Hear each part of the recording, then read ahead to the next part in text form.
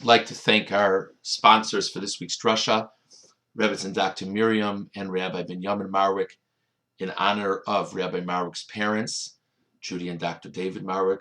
We thank the junior and senior Marwicks both very much.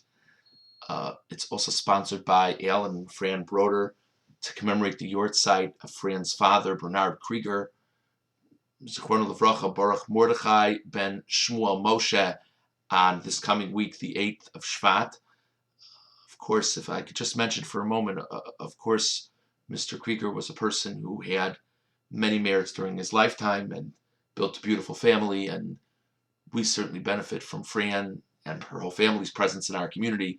But if I could just mention what a beautiful thing his children have done for him, that now in our greater Washington community, the name Bernard Krieger is directly associated with the remarkable chesed of Bikur Cholim and the Bikur Cholim house. He's in the Neshama should have an Aliyah, and all the merits associated with the Bikur Cholim house should add to so many other merits that certainly come from his family daily.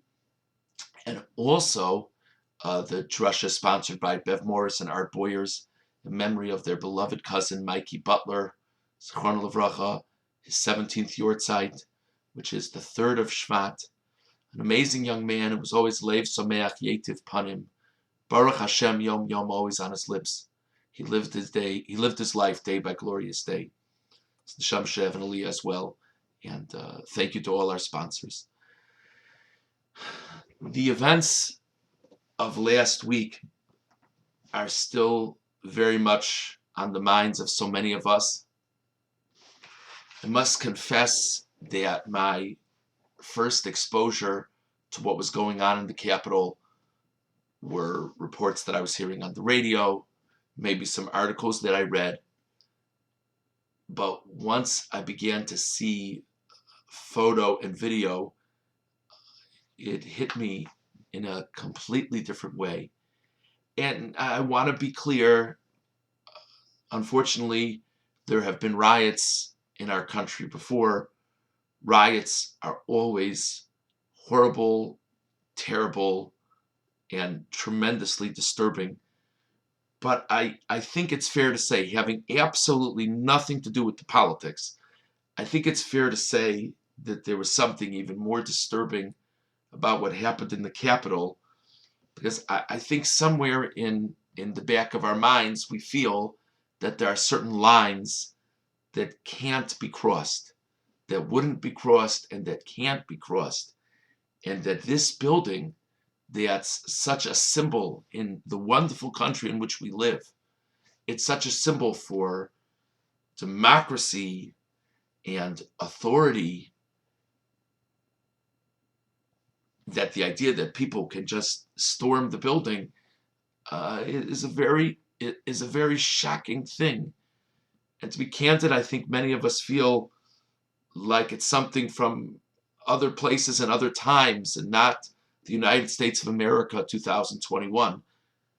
And so I think it's very jarring for us, and it's disturbing. We have great love and affection for this wonderful country in which we live, that honors and embraces our right and our decision to live as observant Jews. And we see so many other wonderful things happen in this country. And on some level, it's also frightening, because we ask ourselves, if this line can be crossed, what other lines can be crossed? And I've definitely had conversation with different people over the past week, I'm sure many of you have as well, that people begin to wonder, maybe America is not the community from which all of us will greet the coming of Mashiach. Maybe we do need to think about making Aliyah or something along those lines. Maybe. I think a lot of us have been thinking about a lot of different things this week, and I can't emphasize enough, in no way do these thoughts take away, and concerns take away, from the gratitude that we have to be able to live in this very special country, but remarkable events make us think. And perhaps there's a thought that some others have had over this past week, which is that if something so disturbing can happen in the capital of this world power, what in the world is this world coming to? And maybe more than we have before, we need to daven, we need to pray for the coming of the Mashiach. And I'd like to just reflect on this for a few moments together here. Is that sentiment right on the mark? Is that sentiment off? Is that sentiment something in between? Obviously, we always need to think about the coming of the Mashiach. Famously, the Gemara says that one of the questions that's asked of a person when they leave this world is, Sipisa Yeshua, did you yearn for the salvation? There's no question that we need to be praying for the coming of the Mashiach, and there's also no question that whatever motivation we can find to help us be more focused on the coming of the Mashiach is probably well utilized. But just philosophically speaking for a moment, is that what it's about? And if it's not what it's about, if peace from riots on the Capitol is not what the coming of the Mashiach is about, is it wrong to connect those 2 points in our minds? I think I've shared before. I was once learning with a group of people. I mean, this is years ago. This is over 15 years ago. I was once learning with a group of people. Unfortunately, there had been a significant amount of terrorist killings in Israel, and there were posters going around shuls throughout our country, and I suppose throughout the world, of all the faces of the Jews of Israel who had died through terrorist attacks. A terrible poster. And it was during the 3 weeks, and I remember I was sitting with a group of people. We were about to begin a shir, and someone turned to me and said, Rabbi, a question that so many of us ask, Rabbi, how are we supposed to relate to the mourning of the fact that we don't have a temple? We don't know what it is to have a temple. How can we mourn the fact that we don't have a temple? A common question. And one of the people around the table interjected before I had a chance to respond. And he said, I'll tell you what it means to mourn the fact that we don't have a temple. Just think about that poster that you see outside. All those people in Israel who died because of terrorism. When the Mashiach comes and the third temple is rebuilt, we won't have that anymore. That's what we need to daven. That's why we need to daven for the coming of the Mashiach. So it just feels a little bit off. Similar to what I began with. It feels a little bit off. We believe the Beis HaMikdash will be a tremendous thing. Many of you, I'm sure, saw Rabbi Lopiansky wrote a very, very, very meaningful piece. I believe it was this past summer about how we're supposed to relate to not having a temple. There's so much to think about. There's so much to think about. There's so much to connect to hope for with the coming of the Mashiach. Let's say all a person can really think about is not how wonderful it will be to have a Beis HaMikdash, and how wonderful it will be to have the Jewish people united, and how wonderful it will be to live in Israel, but just how great it would be to not have these crazy things happen. How do we look at that? Is that disrespectful? What is that? So I want to share with you a Meshech Chochmah that I saw this week that really resonated with me. Moshe Rabbeinu says to Hashem at the end of last week's Parsha, you sent me into Paro. There's only been bad results from my going to Paro. We, of course, know that the first time Moshe went into Paro, Paro's reaction was, obviously, the Jews have too much time on their hands. Let's work them harder. The Jewish people were upset at Moshe. Why have you done this to me? Why have you done this to this nation? And HaKadosh Baruch Hu speaks in a very stirring way to Moshe at the beginning of this week's Parsha. And among other things, the famous 4 languages of redemption. The famous idea, we have 4 cups at the Seder, 4 cups of wine at the Seder, and the idea of the 4 cups of wine is becomes the 4 languages of redemption, the 4 aspects in which God promises Moshe that he will redeem the Jewish people from Egypt, and of course does redeem the Jewish people from Egypt. Votzeisi, vitzalti, vigoalti, vilokachti. I will take the Jews out of Egypt. I will save the Jews from Egypt. I will redeem the Jews. I will take the Jews for myself as a nation. And there's nuance between each of these languages. But those languages are used in these psukim at the beginning of Parshas Va'era. And HaKadosh Baruch Hu is drawing up for Moshe this remarkable image, the greatness of what it will be to be out of Mitzrayim. And with the pinnacle being, V'lakachti eschem li la'am. I will take you as my people. We'll be one. We'll be connected. There'll be great things. Go tell the Jewish people all of this. Moshe goes to the Jewish people. He tells them. And it says in the pasuk, still at the beginning of the parsha, V'lo shamuel Moshe mikotze ruach u'me'avodah kasha. They didn't listen to Moshe. They didn't have the spirit to listen to Moshe.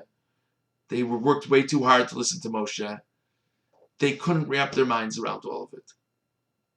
How deflating. Moshe was worked up again, presumably.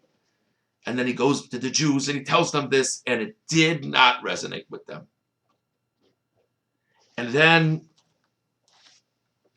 Hashem comes to Moshe, and Hashem says, okay, it's time to go into Paro again. And Moshe says, go into Paro again? The Jewish people didn't listen to me. Paro's going to listen to me? And in Perek Vav, Pasuk Yud Gimel, chapter 6, verse 13, the very next Pasuk, it reads, Vaydaber Hashem el Moshe ve'el Aaron, Vaytzaveim el bnei Yisrael ve'el Paro melech Mitzrayim.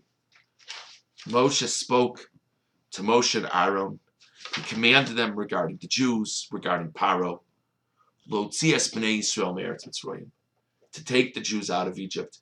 And there's a lot of discussion on this pasuk.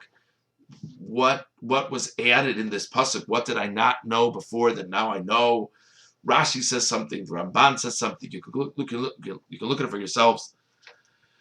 But the Meshech Chochmah has a comment on this pasuk, and the Meshech Chochmah says that Hashem is responding to Moshe's frustration. Moshe says, I spoke all these inspiring words of what to look forward to the Jewish people, and they couldn't process it. They weren't interested. Hashem says, you know what? Just tell the Jewish people, Lo tzias bnei Yisrael me'eretz Mitzrayim.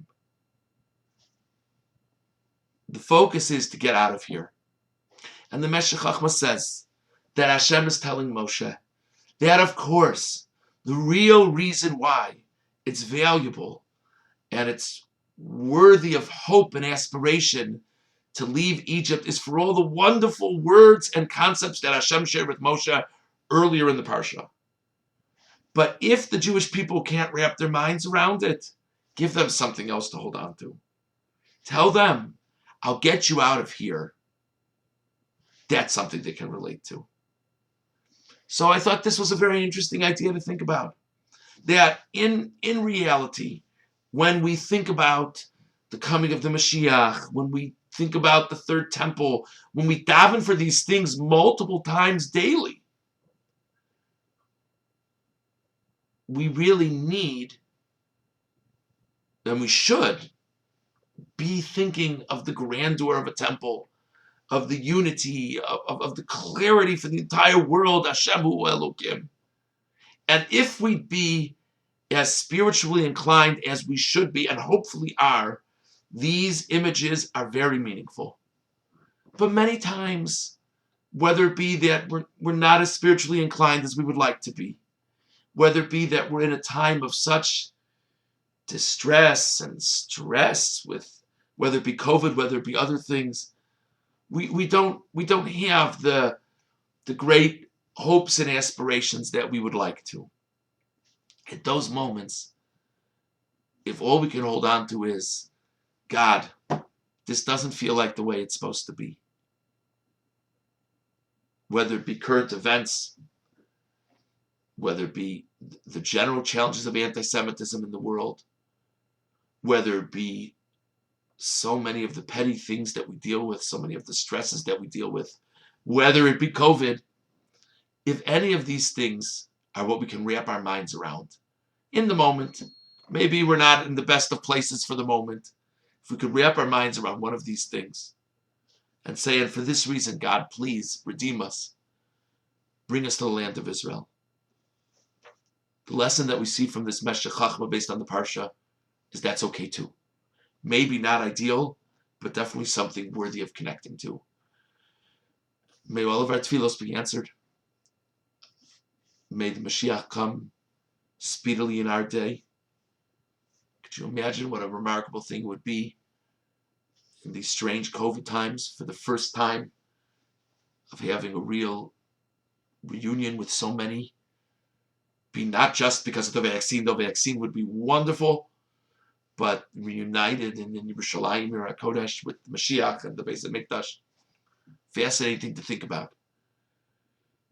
But if it doesn't come as speedily as we hope, Hashem should continue to bless this wonderful country that we all owe such a debt of gratitude to, and we're so honored to be a part of.